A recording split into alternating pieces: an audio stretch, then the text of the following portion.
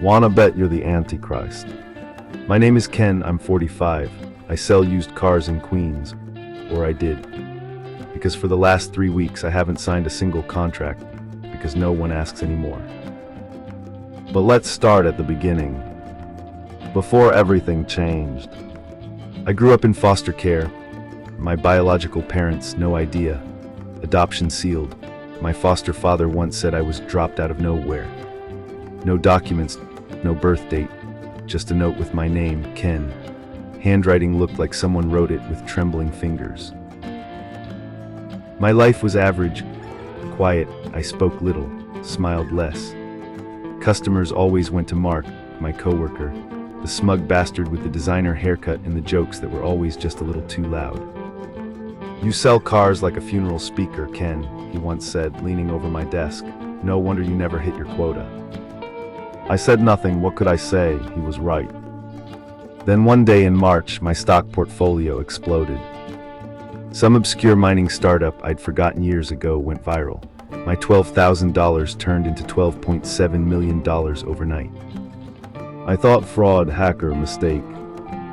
It was not. 2 days later, I won the lottery. Not big, just $630,000, but statistically, the odds of both happening within a week, impossible.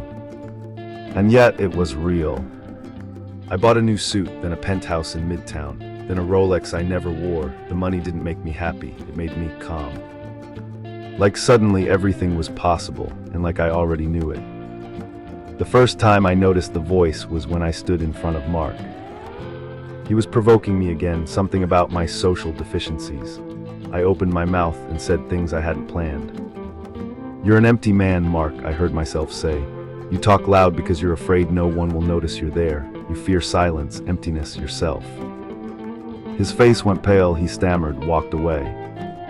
I stood there, heart racing. Did I really just say that? And then quietly inside my head. Yes, and it worked, didn't it? I spun around, no one there. "I'm in here, Ken, and I'm going to help you." "Who are you?" I whispered. "Someone who knows you better than you know yourself." The next few weeks were strange.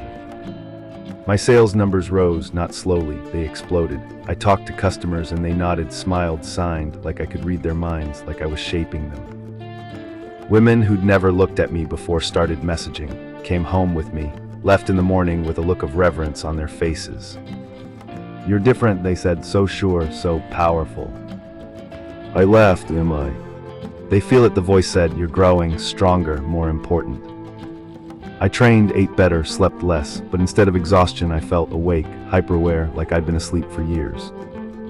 In school I was never bright, but suddenly, learning new things and skills became effortless. Too effortless. I learned programming in days, hacked into the company cloud out of curiosity, deleted Mark's bonus files, watched him get fired, he begged. I smiled. "Well done," whispered the voice. "More." "No," I said, "enough." "There's no enough. You are chosen, Ken, the one, the counterpart, the one who will come when the world is ready. You are the Antichrist." I laughed out loud. "Stop this crap. I'm a car salesman, not a prophet, not a monster."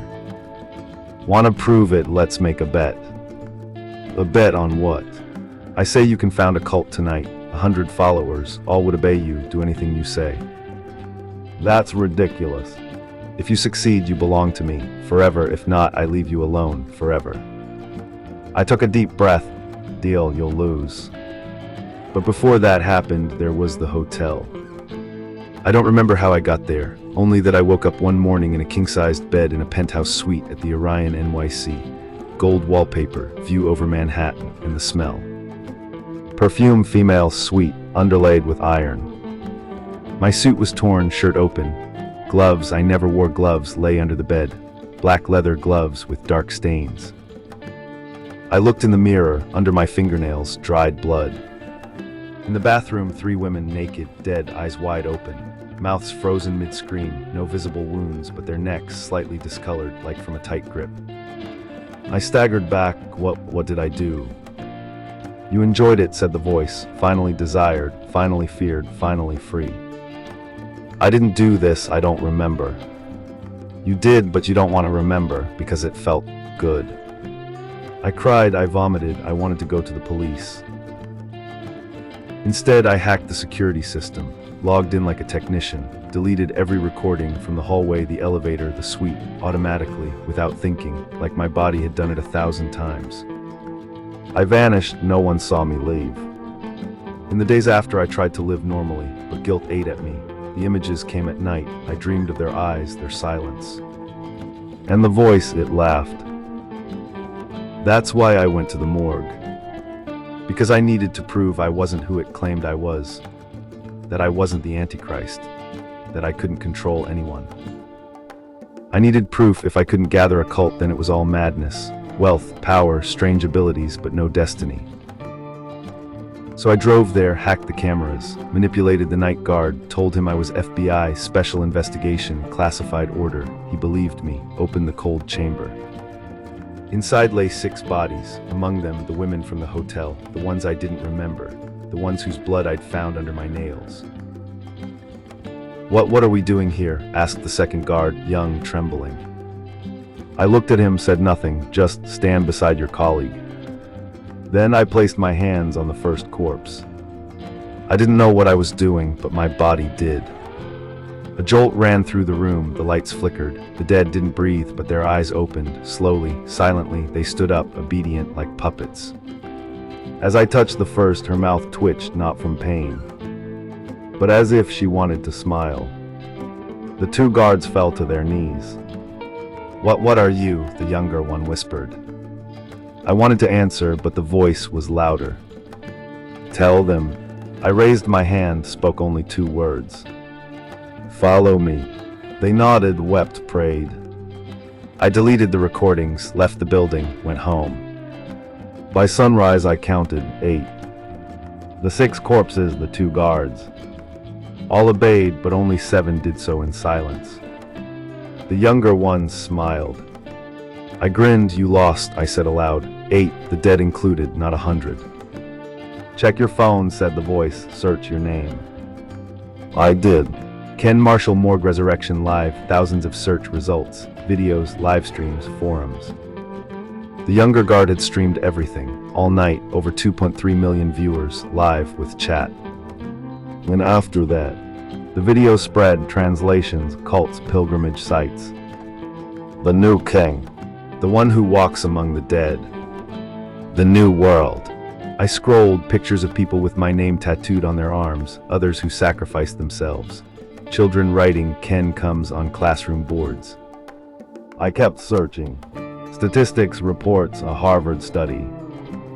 80% of the surveyed global population show neurological and emotional markers of measurable attachment to the figure of the new king, comparable to religious ecstasy states. I sat down, laughed first quietly, then silently. The voice said nothing more.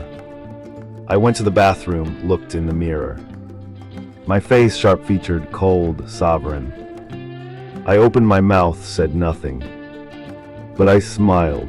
A small, slow lift of the lips. Cold, precise, perfect. And in that moment I knew. I didn't win against the voice. I was the voice, and the world was finally ready.